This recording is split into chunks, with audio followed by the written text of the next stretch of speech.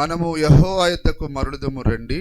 ఆయన మనలను చీల్చివేసెను, ఆయనే మనలను స్వస్థపరచును. ఆయన మనలను కొట్టెను, ఆయనే మనలను బాగు చేయును. 2 దినములైన తర్వాత ఆయన మనలను బ్రతికించును. మనం ఆయన సమ్ముఖమందు బ్రతుకున్నట్లు 3వ దినమున ఆయన మనలను స్థిరపరచును. యెహోవాను గూర్చిన జ్ఞానము సంపాదించుకుందుము రండి. యెహోవాను గూర్చిన జ్ఞానము సంపాదించుకున్నటకు ఆయనను అనుసరించుదుము రండి. ఉదయము తప్పక వచ్చు రీతిని ఆయన ఉదయించును, వర్షములే ఆయన మన ఎద్దకు వచ్చును. భూమిని తడుపునట్టి తొలకరి వర్షము కడవరి వర్షములే ఆయన మన ఎద్దకు వచ్చును. ఎఫ్రాయిము నిన్ను నేనేమి చేతును, యూదా నిన్ను నేనేమి చేతును. తెల్లవారగానే కనబడు మేఘం ఎగిరిపోవునట్లును, ప్రాతకాలమున పడు మంచు ఆరిపోవునట్లును మీ భక్తి నిలవకపోవును. కాబట్టి నేను చేసిన తీర్పులు వెలుగువలే ప్రకాశించినట్లు ప్రవక్తల చేత నేను వారిని కొట్టి బద్దలు చేసి ఉన్నాను. నా నోటి మాటల చేత వారిని వధించి ఉన్నాను. నేను బలిని కోరను గాని కనికరంని కోరుచున్నాను. దహన బలుల కంటే దేవుని గురించిన జ్ఞానము నాకిష్టమైనది. దేవుడు తన మాటలను మన వినికిడిలో దీవించి ఆశీర్వదించునుగాక. మరి దయచేసి కూర్చోరండి. హల్లెలూయా. మరి రాత్రికాల సమయంలో కూడొచ్చిన దేవుని యొక్క ప్రజలైన మీ అందరికీ ప్రభువైన యేసుక్రీస్తు నామములో మరి రాత్రికాల శుభములు తెలియజేస్తున్నాను. నిశ్చయంగా దేవుడు మిమ్మల్ని అందరిని దీవించునుగాక. మరి దీవించును అనే మాట కంటే మరి శ్రేష్టమైన మాట ఏది లేదని దేవుని యొక్క వాక్యం సెలవిస్తున్నది. మరి దేవుడు ఆయన దీవెనకు కారకుడై ఉన్నాడు, ఆశీర్వాదమునకు కారకుడై ఉన్నాడు. మరి దేవుడు దీవించువాడై ఉన్నాడు. నిశ్చయంగా మనం అందరము దేవుని చేత దీవించబడిన ప్రజలమై ఉన్నాం. నిజమేనా? ఎంతమందికి ఆ అనుభవం ఉన్నది? నేను దేవుని చేత దీవించబడ్డానని. మరి నిజంగా దేవుని యొక్క మరి కృపను అర్థం చేసుకున్న వారు దేవుడు నన్ను దీవించున్నాడని సాక్ష్యం ఇస్తాడు. Praise the Lord. హల్లెలూయా. మరి దేవుని కార్యాలను మనము మాట్లాడాలంటే మన జీవితం కూడా సరిపోదు. మరి అందుకొరకే గొప్ప భక్తుడు మరి దేవుని యొక్క ప్రేమను, ఆయన యొక్క ప్రేమను వర్ణించడానికి ఆకాశం అంత కాగితము, మరి సముద్రం అంత సిరా తీసుకొని రాసిన ఆయన ప్రేమను మనం వర్ణించలేం. దేవుడంత కృపగలిగిన దేవుడు ఆయన కృప ఆకాశం కంటే ఉన్నతమైనది. ఆయన దయ మరి ఎంతో మాధుర్యమైనది. హల్లెలూయా. మరి ఆయన కృప ఎలాంటిదనంటే ఒక చెట్టునకు మంచు ఆవరించినట్లుగా ఆయన కృప ప్రతి ఉదయమున మనల్ని ఆవరిస్తున్నది, ప్రతి రాత్రి కాలంలో మనల్ని ఆవరిస్తున్నది, ప్రతి సమయంలో ఆ కృప ఆవరిస్తూ ఉన్నది. హల్లెలూయా. మరి కాబట్టి దేవుడు ఎల్లప్పుడూ ఆయన తన రెక్కల నీడలో ప్రతి వ్యక్తిని ఆయన భద్రపరుస్తూ ఉన్నాడు. అతడు త్రాగుబోతే కానివ్వండి, వ్యభిచారి కానివ్వండి, అతడు ఏ స్థితిలో ఉన్నా సరే, ఎందుకంటే దేవుడే అతడిని సృజించాడు కాబట్టి ఆయన ఆ వ్యక్తిని కాపాడుతూ ఉంటాడు. అయితే మనిషి దానిని కనుగొనలేకపోతున్నాడు.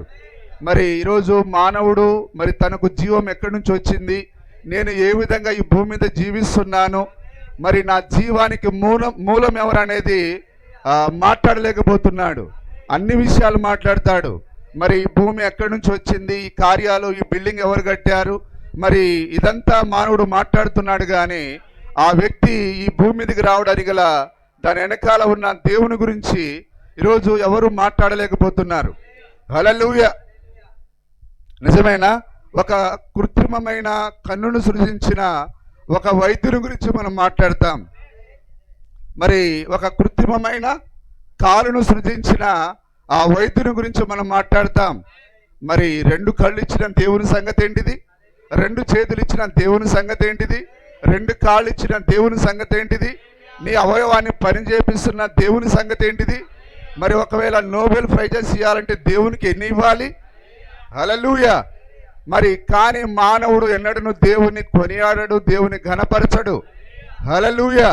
అయితే ఈ యొక్క జ్ఞానవంతులకు దేవుడు దేవుని కొనియాడే ఆ యొక్క జ్ఞానం ఇవ్వలేదు. కానీ మరి లోకంలో తృణీకరించబడిన మనకు దేవుని కొనియాడే భాగ్యాన్ని ఇచ్చాడు ఆయన. హల్లెలూయా. ఇది దేవుడు మనకిచ్చిన భాగ్యంగా మనం ఎంచాలి. ఇది మనకు దేవుడిచ్చిన ధన్యతగా మనం ఎంచాలి. Praise the Lord, hallelujah. మరి రాత్రి అక్షరాల ఇది కృతజ్ఞత కూటమై ఉన్నదని నేను నమ్ముతున్నాను. ఎందుకంటే దేవునికి మనం ఎల్లప్పుడూ రుణస్థులమై ఉన్నాం, కృతజ్ఞత చెల్లింపబద్ధులమై ఉన్నాం. మరి గొప్ప దావీదు గొర్రెల దొడ్డిలో ఉన్న ఆయన, గొర్రెలు కాసుకునే ఆయన, మరి అతడు చదువుకున్నాడో లేదో మనకు తెలియదు, కానీ చిన్నప్పుడే తండ్రి యొక్క గొర్రెలను కాచేవాడు. దేవుడు ఆ గొర్రెల దొడ్డిలో నుంచి పిలిచి మరి అతనిని రాజసింహాసనాన్ని ఇచ్చాడు. మరి గొప్ప వారికి ఉండవలసిన పేరును అతనికి ఇచ్చాడు ఆయన.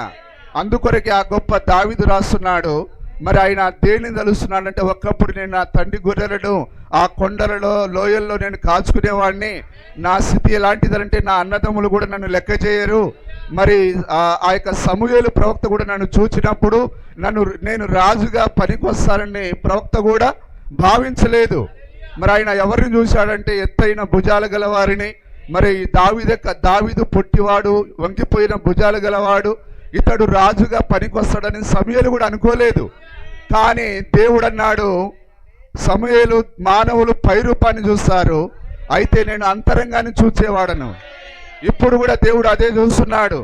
ఆయన నీ ఎత్తుపళ్ళను చూడట్లేడు ఆయన, నువ్వు పొట్టిదానివని చూడట్లేడు ఆయన, నువ్వు ఎంతగా నల్లగా ఉన్నావని చూడట్లేడు ఆయన, అయితే నీ హృదయాన్ని చూస్తున్నాడు ఆయన. నీ హృదయంలో దేవునికి ఎంత స్థానం ఉన్నదో చూస్తున్నాడు ఆయన. హల్లెలూయా. కాబట్టి దేవుని యొక్క హృదయంలో దావీదు యొక్క హృదయంలో దేవునికి స్థానం ఉన్నది. ఆ ఎత్తైన భుజాలు కలిగిన హృదయంలో దేవునికి స్థానం లేదు, కానీ ఆ పొట్టివాని గూనివాని యొక్క హృదయంలో దేవునికి స్థానం ఉన్నది. అందుకే దేవుడు అన్నాడు, దావీదు నా హృదయానుసారుడు, నాకిష్టమైన వాడు, నేను కోరుకున్నవాడు ఇతడే, ఇతరిని అభిషేకించమని దేవుడు అన్నాడు. అందుకొరకు ఆయన దేవుడు అతనికి ఇచ్చిన స్థానాన్ని బట్టి, ప్రభువా నా ప్రాణమా, నా అంతరంగమున సమస్తమా, యెహోవా చేసిన మేలులలో దేనిని మరవద్దు అన్నాడు ఆయన. హల్లెలూయా. మరి రాత్రి మరి సహోదరి జ్యోతి యొక్క మరి పుట్టినరోజు, అది ఆ విధంగా సహోదరి మరి ఇంతకాలం ఆమె ముందు కొనసాగి ఉన్నదనంటే అది దేవుని యొక్క కృపై ఉన్నది, దేవుని యొక్క దయ ఉన్నది. ఏ మానవుడైనా మనుగడ సాగించాలంటే దేవుని యొక్క కృప కావాలి, దేవుని యొక్క భద్రత కావాలి. హల్లెలూయా. మరి దాని కొరకని వారు దేవునికి కృతజ్ఞతగా, హల్లెలూయా, మరి ఆ విధంగా వారిని దేవుడు దీవించినందుకు ఈ రాత్రి కూటాన్ని ఏర్పాటు చేశారని మరి నేను నమ్ముతూ ఉన్నాను. Praise the Lord, hallelujah. మరి కాబట్టి పౌలు గారు మాట్లాడుతున్నాడు, మీరు మాట చేత కానీ క్రియ చేత కానీ ఏది చేసినా ఆయన పేరిట చేయమంటున్నాడు ఆయన. హల్లెలూయా. మరి నిజంగా దేవుని యొక్క వాక్యము స్పృహ కోల్పోయిన మనకు మరలా తిరిగి మనకు స్పృహనిచ్చి ఉన్నది. మరి ఒకప్పుడు మనము ఏదో ఒక రకంగా లోకంలో ఒక పశువుల వలె, ఒక జంతువుల వలె జీవించాం. కానీ దేవుడు అందులో నుంచి పట్టుకొచ్చి ఆయన సరైన దేవుని యొక్క ఉద్దేశం కొరకు మనం జీవించడానికి ఆయన మనకు కృపనిచ్చి ఉన్నాడు ఆయన. ఒకవేళ దేవుడే మనకు స్పృహనివ్వకపోతే ఒక త్రాగుబోతుగా ఉండేవారం, లేకపోతే ఒక వ్యభిచారిగా ఉండేవారం, లోకంలో ఒక దొంగగా ఉండేవారం. అయితే దేవుని కృప మనల్ని మనుషులుగా మార్చి ఉన్నది. ఒక మనిషిగా ఉండాలంటే దేవుని యొక్క కృప కావాలి. మరి నిజమేనా? ఈ విధంగా చెప్పుకుంటూ పోతే బైబిల్లో చాలా కార్యాలు ఉన్నాయి. మరి ఒక దయ్యం పట్టిన వాడు, అతనికి భార్య బిడ్డలు ఉన్నారు బైబిల్లో, అది జరిగిన చరిత్ర, ఇజ్రాయెల్లో జరిగిన చరిత్ర. మరి ఒక రోజు అతనికి దయ్యం పట్టినప్పుడు భార్యను మర్చిపోయాడు, పిల్లలు మర్చిపోయాడు, సంఘాన్ని మర్చిపోయాడు, బంధువులను మర్చిపోయాడు. అతడు తనను తాను రాళ్లతో హింసించుకుంటున్నాడు. అతను ఎవరో మర్చిపోయాడు, ఆ సమాధుల్లో సావాసం చేస్తున్నాడు. అతనిని ఎవరు కూడా కంట్రోల్ చేయలేకపోయారు. కానీ ఆ దేవుని యొక్క మహా గొప్ప కృప ఆ సమాధిలోనికి వెళ్ళి అతనిలో ఉన్న 2000 దయ్యాలను ప్రారదోలి అతనిని మరలా మనిషిగా నిలబెట్టి ఉన్నది. ఆ దేవుడే ఈరోజు మనల్ని మనిషిగా నిలబెట్టి ఉన్నాడు. హల్లెలూయా. సేనా దయ్యం పట్టిన వాడిని యొక్క దేవుడు లేడా? ఇంకా అదే దేవుడు మనకున్నాడు. ఇంకా ఆయన ఏ వ్యక్తినైనా బాగు చేయగలడు ఆయన. ఒక దొంగనైనా బాగు చేయగలడు ఆయన. ఒక వ్యభిచారిని బాగు చేయగలడు ఆయన. హల్లెలూయా. ఆ యొక్క పాపంలో జీవిస్తున్న స్త్రీ, ఆ సమరయ స్త్రీ, ఆమె మొదటి భర్తతో సంతృప్తి పడలేకపోయింది, రెండో ఆయనతో సంతృప్తి పడలేకపోయింది. ఆమె జీవితం ఆమెకే విరక్తిగా ఉన్నది. ఇక జీవితం అంటే ఇంతేనా, సంతోషం లేదా, నా బ్రతుకులో ఇక ఇంతేనా అనుకున్నది ఆమె. కానీ అకస్మాత్తుగా ఒకరోజు హల్లెలూయా. ఆ యాకోబు బావి దగ్గర ఒక ఆయన కూర్చొని ఉన్నాడు. ఎవరైనా అంటే యాకోబునే మార్చిన ఆయన. యాకోబు తవ్వించిన బావి నీళ్లు తాగితే జీవితం మారదు గాని, అయితే యాకోబును బాగు చేసిన ఒక ఆయన అక్కడికి వచ్చాడు. యాకోబు ఆ బావి నీళ్లు తాగే తన జీవితాన్ని బాగు చేసుకున్నాడు. ఆమె అడిగింది, అయ్యా నీ దగ్గర ఆ చేదుకునే తాడు లేదు, ఏమి లేదు. హల్లెలూయా. ఆయన ఎవరంటే యాకోబు తాగిన బావి ఆయన. ఆ బావిలో నీళ్లు తాగే, ఆ జీవపు నీళ్లను తాగే ఆయన తన జీవితాన్ని మార్చుకున్నాడు ఆయన. కానీ ఆమె దాన్ని చూడలేకపోయింది. అయితే మెల్లగా ఆమె యొక్క హృదయాన్ని తాగుతూ ఉన్నాడు ఆయన. ఇదిగో నేను నీకు నీళ్ళని ఇస్తాను కానీ నీ భర్తను తీసుకొని రమ్మని అన్నాడు ఆయన. అప్పుడు ఆమె అన్నది, అయ్యా నాకు భర్తలు లేరు అని అన్నది. భర్త లేడని అన్నది. అమ్మా నిజమే నువ్వు చెప్పేది, ఇప్పుడు ఉన్నవాడు కూడా నీవాడు కాడు. హల్లెలూయా. అయితే ఆమె యొక్క హృదయంలో ఎక్కడో ఒక మరి ఊట ఊరుతూ ఉన్నది. అక్కడ ఆమె హృదయాన్ని తాగుతూ ఉన్నది. హల్లెలూయా. అయ్యా నువ్వు సత్యమే చెప్పితివి, అయితే మెస్సయ్య వచ్చినప్పుడు ఈ కార్యాలన్నీ మాకు బయలుపరుస్తాడు. నీతో మాట్లాడుతున్న నేనే ఆ మెస్సయ్యను అన్నాడు ఆయన. హల్లెలూయా. మరి అదే దేవుడు ఈరోజు మనల్ని దర్శించి ఉన్నాడు. ఆ సమరయ స్త్రీని జీవితాన్ని మార్చిన దేవుడు ఈరోజు మన జీవితాన్ని కూడా మార్చి ఉన్నాడు ఆయన. ఇంకెవరైనా సరే నా జీవితంలో సంతోషము మరి ఆనందము లేదా, అయితే దేవుడు నిన్ను పిలుస్తున్నాడు. ఇదిగో సమస్త భారము ఇచ్చిన జనులారా నా ఎద్దుకు రండి, భూదిగంతుడి నివాసులారా నా ఎద్దుకు రండి, నా వైపు చూచి రక్షణ పొందండి. హల్లెలూయా. దేవుడు మనల్ని తన వాక్యం దగ్గరికి పిలుస్తున్నాడు ఆయన. అయితే మానవుడు మరి దేవుని వాక్యం దగ్గరికి రాకుండా నానా రకాలైన సంఘాలకు వెళ్తున్నారు. ఈరోజు ఏ చర్చికి వెళ్ళినా మానవ జీవితం మారలేకుండా ఉన్నది. అయితే నువ్వు చర్చికి వెళ్ళినంత మాత్రాన నువ్వు దేవుని దగ్గరికి వచ్చినట్లు కాదు. నువ్వు ఏదో సంస్థకి వెళ్ళినంత మాత్రాన దేవుని దగ్గరికి వచ్చినట్టు కాదు. అయితే నువ్వు పూర్తిగా వాక్యం దగ్గరికి రావాలి. హల్లెలూయా. అయితే ఈరోజు మానవుడు చేతిలో బైబిల్ ఉన్నా, తలాపులో బైబిల్ ఉన్నా, ఇంటి గోడల పైన వాక్యాలున్నా మరి అతడు జీవితాన్ని మార్చుకోలేకపోతున్నాడు. కారణం ఏంటంటే నిజంగా దేవుని వాక్యాన్ని దర్శించక, దేవుని వాక్యాన్ని చూడక. హల్లెలూయా. ఈరోజు చాలా మంది క్రైస్తవులం అని చెప్పుకొని ఇంకా పాపులుగానే మరణిస్తున్నారు. హల్లెలూయా. ఈరోజు క్రైస్తవుడిగా ఉండి ఇంకా తాగుతూ ఉన్నాడు, వ్యభిచారిగా ఉంటున్నాడు. అయితే అతనికి సమాధి చేసేటప్పుడు ఇతన్ని క్రైస్తవుడని సమాధి చేస్తున్నారు. కానీ బైబిల్ సెలవిస్తున్నది, హల్లెలూయా, నీతిమంతుడే రక్షింపబడుట దుర్లభమైతే పాపియు అవిశ్వాసి ఎక్కడ నిలుచును. తెలుసా మీకు? కాబట్టి సహోదరులారా, మీరు వెళ్తున్న సంఘం అనేది మీ సమస్య మిమ్మల్ని రక్షించదు. అయితే దేవుని వాక్యంలో ఏమున్నది, మనకు బోధిస్తున్న వాక్యం ఏం బోధించబడుతున్నది. హల్లెలూయా. అందుకొరకే ఆ గొప్ప బోధకుడు, ఇజ్రాయేల్ యొక్క బోధకుడు, ఎవరైనా సరే చిన్న బాలుడు మొదలుకొని వృద్ధుల వరకు ఈ నికోదేము అనే వ్యక్తి దగ్గరికి వచ్చి బైబిల్ పాఠాలు నేర్చుకోవాలి. ఆ వ్యక్తే రాత్రిపూట యేసు ప్రభు దగ్గరికి వచ్చి అతడు యేసు ప్రభుని అడిగాడు, అయ్యా నువ్వు దేవుని దగ్గర నుంచి వచ్చిన వ్యక్తి అని మేము నమ్ముతున్నాం. అయితే ప్రభు అన్నాడు, అయితే నేను దేవుడని నమ్మినంత మాత్రాన నీకు ప్రయోజనం లేదు. నేనేదో గొప్ప బోధకుడిని నమ్మినంత మాత్రాన నీకు ఎలాంటి ప్రయోజనం లేదు. అయితే నికోదేము నీ బోధ నీకు రక్షించదు. నీవు నేర్పించే ఆ బోధ నిన్ను రక్షించదు. నీవు తిరిగి జన్మించాలి. నీవు నీటి మూలంగా జన్మించాలి, ఆత్మ మూలంగా జన్మించాలి. ఒకడు నీటి మూలంగాను ఆత్మ మూలంగాను. హల్లెలూయా. మరలా జన్మించాలన్నాడు ఆయన. అయితే అక్కడే ప్రాముఖ్యమైన కార్యమై ఉన్నది. యేసు ప్రభు అన్నాడు, నమ్మి బాప్తిసం పొందిన వాడు రక్షింపబడును. కానీ ఈరోజు ఇక్కడే చాలా మంది తప్పిపోతున్నారు. అయ్యగారు ఇట్లా చెప్పాడు, మా సంస్థ ఇట్లా చెప్పింది, మా సంఘం ఇలాగు చెప్పింది. అయితే అది కాదు మనకు కావాల్సింది. యెహోవా ఇలాగు సెలవిచ్చాడు, దేవుని వాక్యం ఇలా రాయబడి ఉన్నది. కాబట్టి మనకేం కావాలి? దేవుని వాక్యంలో ఇలాగ ఉన్నది. నీవు బాప్తిసం పొందాలంటే తండ్రి కుమార పరిశుద్ధాత్మ నామంలోన, యేసుక్రీస్తు నామంలోన ఆయన మరలా జన్మించాలన్నాడు ఆయన. బైబిల్లో నువ్వు ఎక్కడ చూసినా ప్రభు అయిన యేసుక్రీస్తు నామంలో ఉన్నది తప్ప ఎక్కడ కూడా తండ్రి కుమార నామంలో లేదు. మరి తండ్రి కుమార నామంలో బాప్తిసాన్ని పరిచయం చేసింది ఎవరు? ప్రకటన గ్రంథం 17వ అధ్యాయం చదివితే హల్లెలూయా, మరి ఆ యొక్క రోమ్ దేశంలో పుట్టిన క్యాథలిక్ మతం పితా పుత్ర పవిత్రాత్మ అనే పదాన్ని తీసుకొని వచ్చింది. కానీ ఆదిమ అపోస్తలులు యెరూషలేములో మొట్టమొదటిగా బాప్టిజం ఇచ్చారు.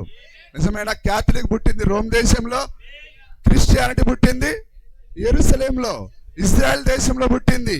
పేతురు ద్వారా మొట్టమొదటిగా ఏ నామంలో బాప్టిజం పడింది? యేసుక్రీస్తు నామంలో.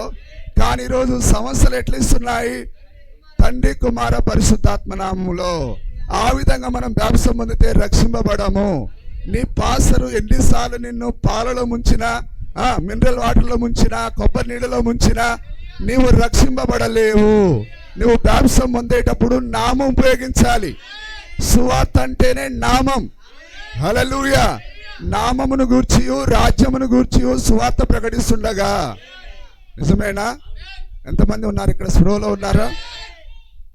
మరి ఫిలిప్పు ఏ ప్రాంతానికి వెళ్ళినా ఆయన నామాన్ని గురించి ప్రకటించేవాడు. ఆయన దేవుని రాజ్యాన్ని గురించి ప్రకటించేవాడు. ఆయన ఎందుకు నామాన్ని ప్రకటించాలి? ఎందుకు ఆ తర్వాత రాజ్యాన్ని ప్రకటించాలి? ఆయన ఎందుకనంటే పరలోక రాజ్యం యొక్క తాళపు చెవే నామమై ఉన్నది. హల్లెలూయా.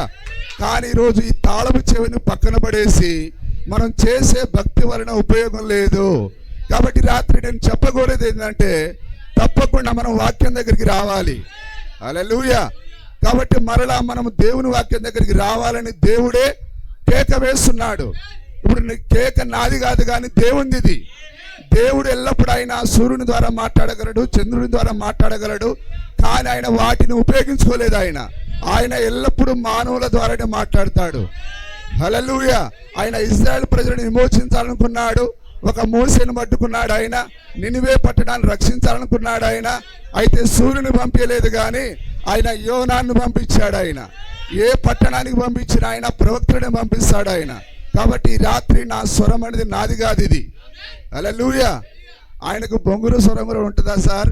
అయితే ఇది స్వరం నాది కానీ మాట మాత్రం ఆయనది. దేవుని నామానికి మహిమ కలుగును గాక. నేను మానవుడిని కాబట్టి నాకు బలహీనతలు ఉంటాయి. అయితే ఆ బలహీనమైన స్వరాన్ని వాడుకుంటాడు ఆయన. దేవుని నామానికి మహిమ కలుగును గాక. చూడండి, అక్కడ అందుకొరకే ఆ దేవుని యొక్క నామాన్ని మనం ఖచ్చితంగా ఉపయోగించాలి. హల్లెలూయా. అందుకొరకే పేతురు అన్నాడు, ఆ 3000 మంది అడిగారు, సహోదరులారా మా మెస్సయ్యను మా దేవుణ్ణి మేమే సిలువేశామా? హల్లెలూయా. మరి మొట్టమొదటి రాకడ ఎక్కడ జరిగింది? ఆయన శరీరధారి ఎక్కడ జన్మించాడు? ఆయన ఇజ్రాయెల్ దేశంలో జన్మించాడు. ఆయన ఎందుకు అక్కడే జన్మించాలంటే అది భూమికి అది నడి కేంద్రమై ఉన్నది. హల్లెలూయా. కాబట్టి జీవం అనేది అక్కడి నుంచే రావాలి. నిజమేనా? బెత్లెహేము అనగా దేవుని రొట్టెల గృహము. మరి ప్రపంచంలో బెత్లెహేము అనే పేరు ఎక్కడా లేదు. ఎక్కడైతే బెత్లెహేము అనే పేరు ఉండాలో అక్కడే జన్మించాలి ఆయన. కానీ ఈ యొక్క గుడ్డి లోకానికి ఆయన అక్కడెందుకు జన్మించాడు? నా దేశంలో ఎందుకు పుట్టలేదు? ఆయన మహోన్నతుడయా. నీవు నేను ఎవరు ప్రశ్నించడానికి? Who are you? హల్లెలూయా. ఓ మట్టి కుమ్మరి వానితో నన్ను ఎందుకు ఇలాగ తయారు చేశామని అడగలదా? అది అడగడానికి వీల్లేదు. ఆయన సర్వోన్నతుడు, మహోన్నతుడు. ఆయన తన చిత్తాన్ని ఎట్లా జరిగిస్తాడో అలాగ మనం దాన్ని యాక్సెప్ట్ చేయాలి తప్ప నేను ఒప్పుకోనంటే కుదరదు. ఆ విధంగా ప్రశ్నించే వానికి శ్రమ అని రాయబడి ఉన్నది. కాబట్టి ఆయన బెత్లెహేంలో జన్మించాలి కాబట్టి ఆయన అక్కడే జన్మించాడు. ఆయన ఎందుకు అల్పమైన బెత్లెహేం అంటే ప్రవక్తల ద్వారా మరి ఆ రాబోయే మెస్సయ్య ఆ బెత్లెహేంలో జన్మిస్తాడని ఆయన ఆదాము దగ్గర నుంచి మాట్లాడుతూ వచ్చాడు. ఆయన హానోకు వరకు మాట్లాడారు. ఆదాము మొదలుకొని హానోకు వరకు 7 ప్రవచించారు. మెస్సయ్యక రాకడను ప్రవచించారు. ఆ మీకా ప్రవచించాడు, ఓ ఎఫ్రాతా బెత్లెహేమా నీవు స్వల్పమైన దానవు కావు, ఆ రాబో మెస్సయ్య నీలో జన్మిస్తాడు. హల్లెలూయా. ఆయన అక్కడే జన్మించాడు. ఆయన ఆ రోజు కూడా 3 జ్ఞానులు మాత్రమే నక్షత్రాన్ని చూశారు. యేసుక్రీస్తు జన్మించినప్పుడు ఆకాశంలో ఏముట్టింది? నక్షత్రం జన్మించిందా? హల్లెలూయా. ఆ నక్షత్రం దేని కొరకది? భూమి పైన ఆ వాగ్దాన కుమారుడు పుట్టి ఉన్నాడు, ఆ యొక్క మెస్సయ్య పుట్టి ఉన్నాడు, ఆ రక్షకుడు పుట్టి ఉన్నాడు. కాబట్టి ఆ జ్ఞానులు నక్షత్రాన్ని కనిపెట్టి ఉన్నారు. కానీ ఆ నక్షత్రం అందరికి కనబడలేదు. ఎవరైతే ఆయనకు రాకడను ఎదురు చూస్తున్నారో వారికి మాత్రమే ఆ నక్షత్రం కనబడింది. హల్లెలూయా. ఈరోజు కూడా అంతే, దేవుడు ప్రతి కాలములైన నక్షత్రాన్ని కలిగి ఉన్నాడు. ఆయన ఆ రోజు నక్షత్రాన్ని కలిగి ఉన్నాడంటే ఈరోజు కూడా ఆయన నక్షత్రాలను కలిగి ఉన్నాడు. ఆయన దేవుడు ఎన్నడూ తన కార్యాలను మార్చాడు. యేసుక్రీస్తుకు ఒక గొప్ప పేరున్నది. యేసుక్రీస్తు నిన్న నేడు నిరంతరం ఏకరీతిగా ఉన్నాడు. అవును, యుగయుగములకు ఒకటే రీతిగా ఉండును. హల్లెలూయా. కాబట్టి దేవుడు తన కార్యాలను ఎన్నడూ ఆయన మార్చడు. ఆయన ఒకసారి మనం ప్రకటన గ్రంథం 1వ అధ్యాయం 18 చదువుతాం. చదవండి ఒకసారి. 1:18.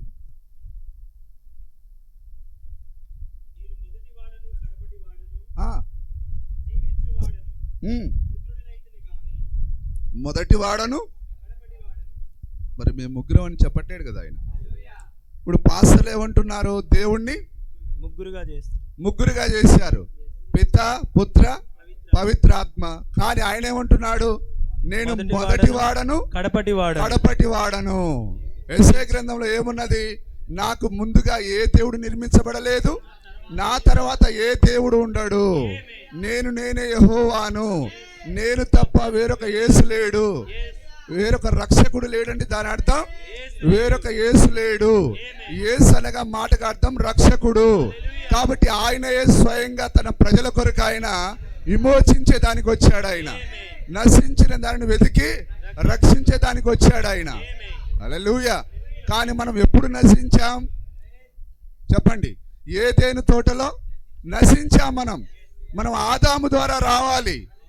ఇదంతా మరి నేను చెప్పుకుంటూ పోతే ఈ రాత్రంతా సరిపోదు.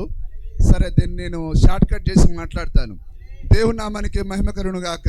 మరి మనం ఎక్కడ తప్పిపోయామంటే, దేవుడు మంచి చెడుల వృక్ష ఫలాన్ని తినొద్దని అన్నాడు ఆయన. కానీ ఆదాము తన భార్య మాట విని ఆ వృక్ష ఫలాన్ని తిన్నాడు.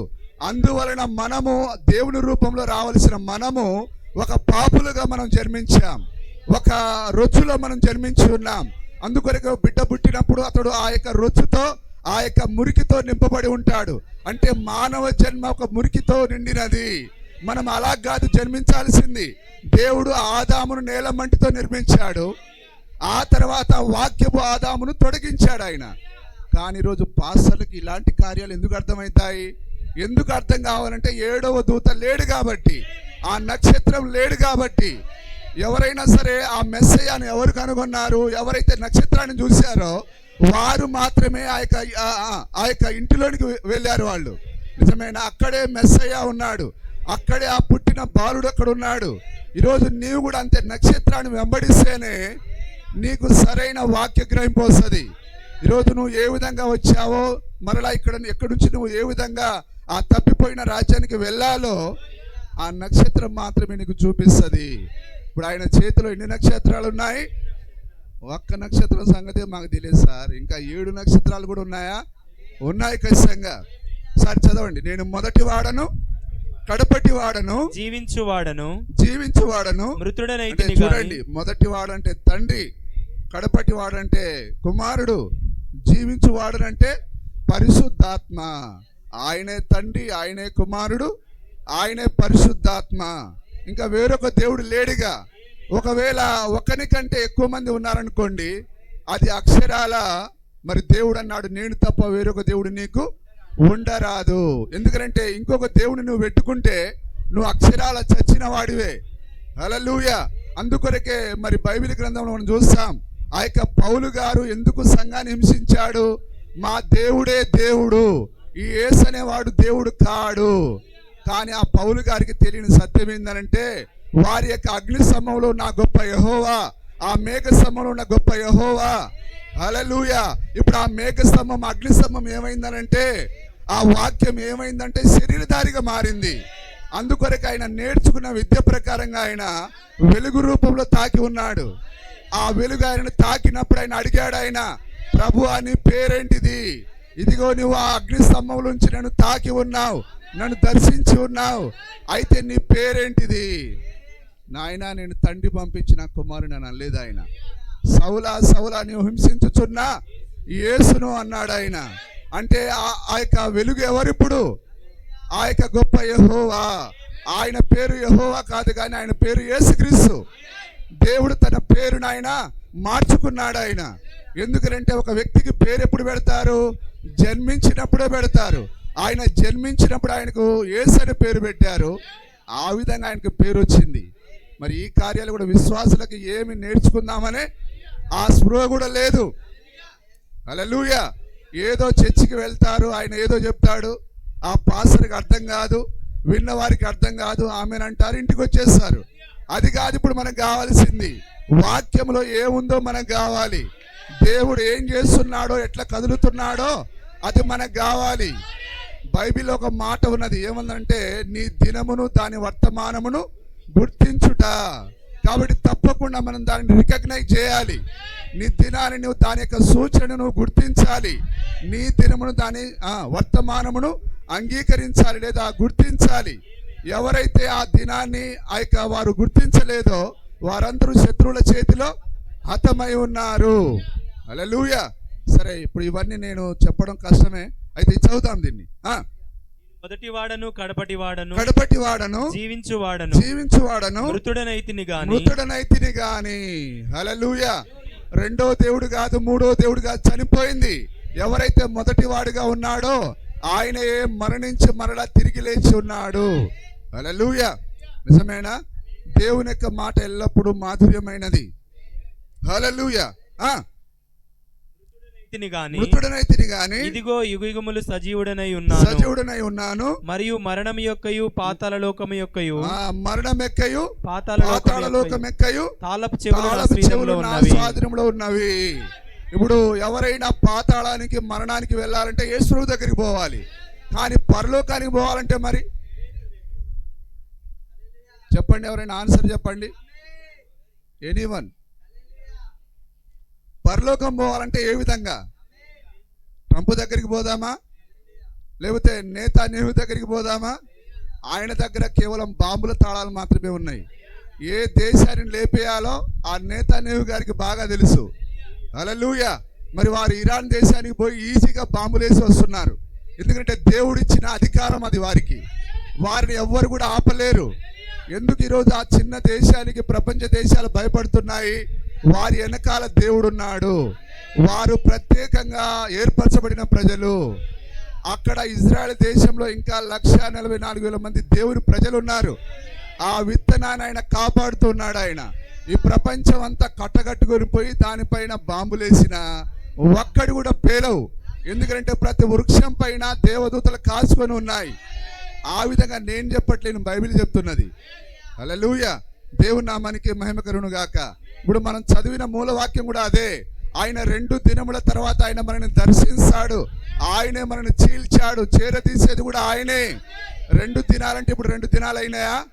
దేవుని దృష్టిలో 1000 సంవత్సరాలు 1 దినం, మరొక 1000 మరొక దినం. ఇప్పుడు రెండు దినాలు అయిపోయాయి.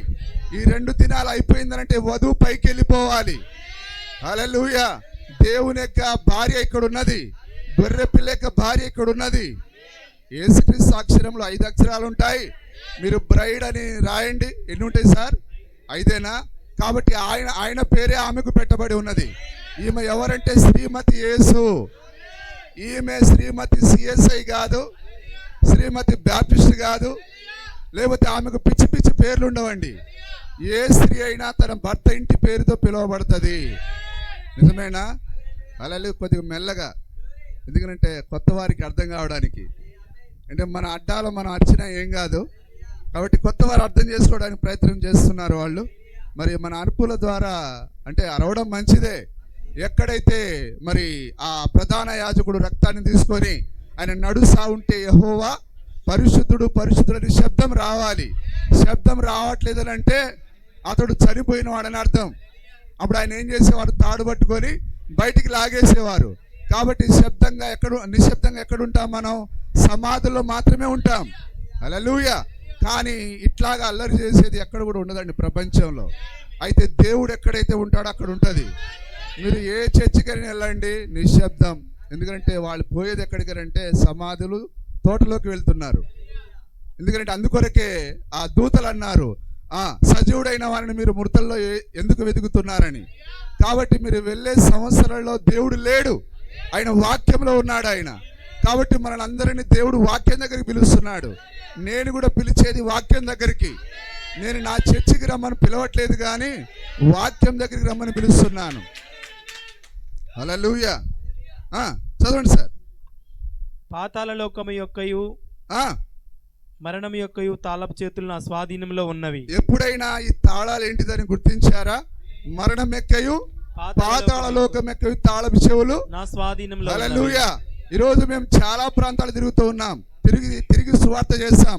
అయ్యా మీరు ఎట్లా బాప్తిసం పొందారు? అయితే మేము తండ్రి కుమార నామములో. అయితే బైబిల్ అలాగ ఎవరు పొందలేదు, అయితే యేసుక్రీస్తు నామములో పొందాలన్నప్పుడు పేతురు ఎవడాయా? యేసు ప్రభు శిష్యుడు ఆయన, మాకు ప్రభువే కావాలి. ఇట్లాగా అన్నోళ్ళని ఎక్కడో చూసినట్టుంది సార్. అందుకొరకే ఈ విధంగా మాకు అపోస్తలులు వద్దు, పేతురు వద్దు అన్న వాళ్ళని ఎక్కడ చూస్తున్నాం? పాతాళంలో చూస్తూ ఉన్నాం. వారు ఎవరు కావాలని అంటే పేతురు యొక్క బోధ అక్కర్లేదు, పౌలు యొక్క బోధ అక్కర్లేదు, మాకు యేసు ప్రభువే కావాలని యేసు ప్రభు దగ్గరికి పోయారు. యేసు ప్రభు సంకనెత్తుకుంటాడు, ముద్దు పెట్టుకుంటాడు, గోరుముద్దలు తినిపిస్తాడు అనుకున్నారు. కానీ ఆయన అన్నాడు, మీరెవరో నేను ఎరుగను అన్నాడు ఆయన. హల్లెలూయా. అయ్యా ఒక్కసారి జ్ఞాపకం చేసుకో, నేను పెద్ద మీటింగ్ పెట్టి స్వస్థత సభలు ఏర్పాటు చేశా, కొందరికి దాన ధర్మాలు చేశా, ఎన్నో మేలులు చేశా, ఒకసారి చూడు నాయన అంటే అసలు నాకు తెలియదు అన్నాడు ఆయన. ఎందుకంటే యేసు ప్రభు దగ్గర మరణము పాతాళం యొక్క తాళపు చెవులు ఉన్నాయి. నా మాటలు అర్థమవుతున్నాయా? హల్లెలూయా. కాబట్టి నువ్వు పరలోకానికి వెళ్ళాలంటే పరలోకం యొక్క తాళపు చెవులు యేసు ప్రభు దగ్గర లేవు. ఆయన పేతురికి ఇచ్చాడు. ఆయన మళ్ళా పేతురికి ఇచ్చి మళ్ళీ ఆయన తీసుకునేవాడు కాదు. ఆయన యుగ సమాప్తి వరకు అది పేతురు దగ్గరే ఉంటది. అందుకొరకే ఆ తాళపు చెవినే మీకు అందరికి ఇవ్వడానికి ప్రయత్నం చేస్తూ ఉన్నాం. అవునా సార్? మరి పేతురికి ఇచ్చినట్టుగా సాక్ష్యం చూపిస్తారా? అవును, చూద్దాం. మనం 16వ అధ్యాయం మత్తయి సువార్త 18వ వచనం చూద్దాం. 16:18 మత్తయి సువార్త. మరియు నీవు పేతురు, ఈ బండ మీద నా సంఘమును కట్టుదును, నిలవనేరవని నేను నీతో చెప్పుచున్నాను. అర్థం చేసుకుంటున్నారా? పరలోక రాజ్యం యొక్క తాళపు చెవులు నీకిచ్చేదను. హల్లెలూయా. వాగ్దానం చేసిన వాడు నమ్మదగిన వాడు. దేవుడు ఎన్నడూ తన మాటను వెనక్కి తీసుకునేవాడు కాడాయన. అందుకొరకే ఆ పెంతెకోస్తు పండుగ దినాన 3000 మంది పేతురుని ఎందుకు అడుగుతున్నారు? ఎందుకంటే తాళపు చెవి ఆయనకే ఇచ్చాడు ఆయన. కానీ వీళ్ళు మేధావులు, పండితులు, సతీష్ కుమార్ లాంటి వాళ్ళు ఎరుగక యేసు ప్రభువే మాకు కావాలనుకున్నారు. పోండి యేసు ప్రభు దగ్గరికి పోతే ఆయన తీసి ఇస్త్రీ పాతాళంలో వేస్తాడు ఆయన. దేవుడికి ఇప్పుడు మాత్రమే కనికరం, కానీ కృప అయిపోయిందా? ఆయన కంటే ఉగ్ర రూపం మరి ఎవరికి లేదు. ఇప్పుడు ఆయన దయగల దేవుడు, కృపగల దేవుడు ఆయన. ఇప్పుడే అవకాశం ఉన్నప్పుడే మనం ఆయన దగ్గరికి వెళ్ళాలి. హల్లెలూయా. అందుకొరకే మనం మత్తయి సువార్తలో చూస్తాం. ఒకసారి చూడండి మత్తయి సువార్తలో. మరియు నీవు పేతురువు, ఈ బండ మీద నా సంఘమును కట్టుదును, పాతాళ లోక ద్వారములు దాని ఎదుట నిలవనేరవని నేను నీతో చెప్పుచున్నాను. పరలోక రాజ్యం యొక్క తాళపు చెవులు నీకిచ్చేదను. అందరూ అర్థం చేసుకుంటున్నారా? ఇప్పుడు నేనేమైనా తప్పు మాట్లాడుతున్నానా? పరలోక రాజ్యం యొక్క తాళపు చెవులు పేతురికి ఇచ్చాడు ఆయన. అందుకొరకే పేతురు ఏమని ప్రసంగం చేశాడు?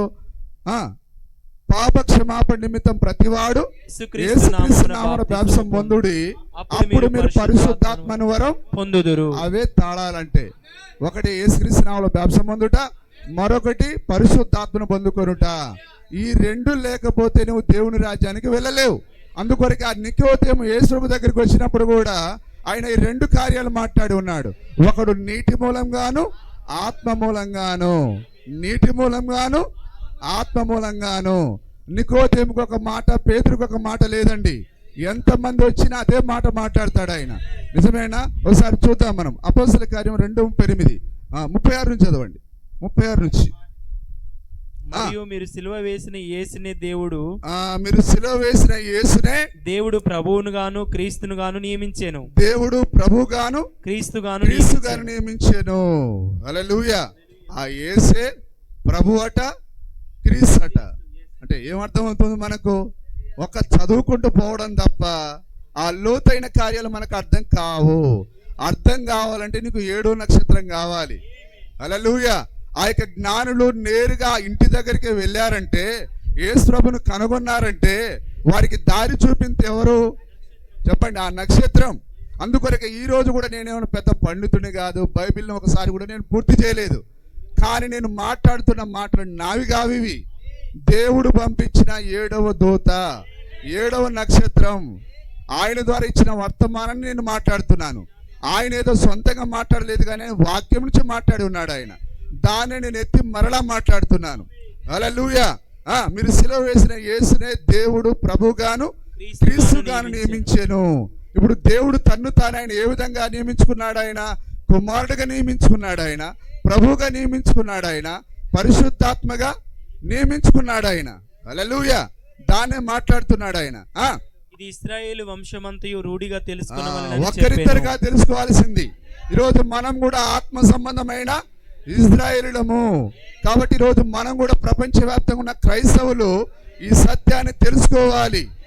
హల్లెలూయా. ఆయన ముగ్గురు కాదు, ఆయన ఒక్కడని తెలుసుకోవాలి. ఆయనకు ముందు ఏ దేవుడు లేడు, ఏ తర్వాత ఏ దేవుడు ఉండడని మనం తెలుసుకోవాలి.